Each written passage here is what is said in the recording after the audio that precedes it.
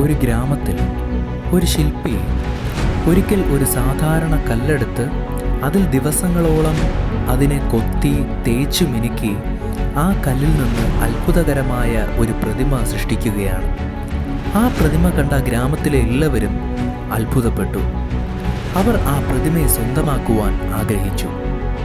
പക്ഷെ അത് വെറും കല്ലായിരുന്നപ്പോൾ ആ കല്ലിനെ ആർക്കും വേണ്ടായിരുന്നു. എന്നാൽ ആ ശില്പിയുടെ കൈ ആ കല്ലിനെ വിലപ്പെട്ടതാക്കി.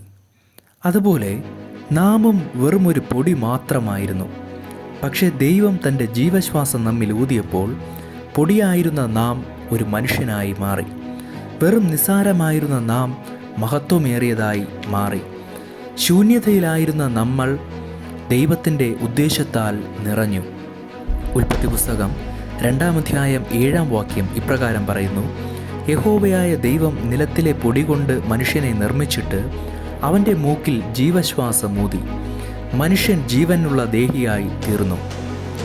നിന്റെ മൂല്യം ഇരിക്കുന്നത് ദൈവം നിന്നിൽ ഊതിയ ജീവശ്വാസത്തിലാണ്.